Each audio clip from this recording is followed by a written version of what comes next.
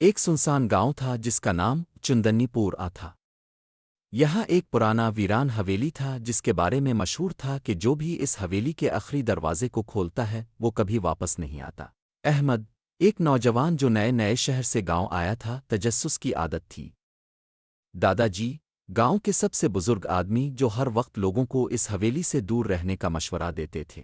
احمد چھٹیاں گزارنے کے لیے گاؤں آیا۔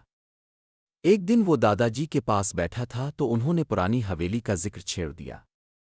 وہ آخری دروازہ مت کھولنا بیٹا، وہاں کچھ ہے جو انسانوں کا نہیں، دادا جی نے لرزتی آواز میں کہا۔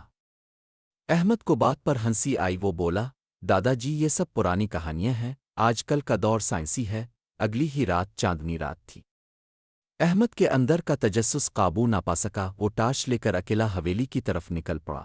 حویلی واقعی ڈرونی تھی۔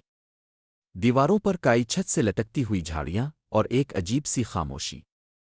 پہلا دروازہ، دوسرا دروازہ، تیسرے کے بعد وہ آخری دروازے کے سامنے پہنچا۔ دروازہ سیاہ تھا جیسے دھوئیں سے بنا ہو۔ اچانک صد ہوا چلنے لگی۔ دروازے پر ایک پرانا زنگ آلود تعویذ بندھا تھا۔ احمد نے تعویذ ہٹایا اور دروازہ کھول دیا۔ اندر مکمل اندھیرا تھا۔ احمد نے جیسے ہی قدم رکھا، زمین نیچے سے غائب ہو گئی۔ وہ کسی سرنگ میں گر گیا۔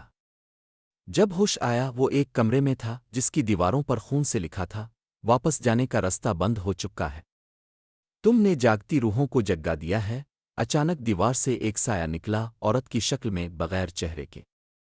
تم نے وعدہ توڑا، اب تم ہمیشہ ہمارے ساتھ رہو گے۔ چیخوں کی آواز آئی اور پھر خاموشی۔ اگلے دن گاؤں والے حویلی کے باہر جمع تھے۔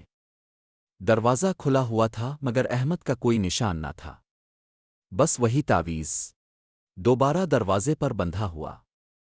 دادا جی نے آسمان کی طرف دیکھا اور دھیمی آواز میں کہا، ایک اور بیٹا، جو اپنے تجسس میں کھو گیا۔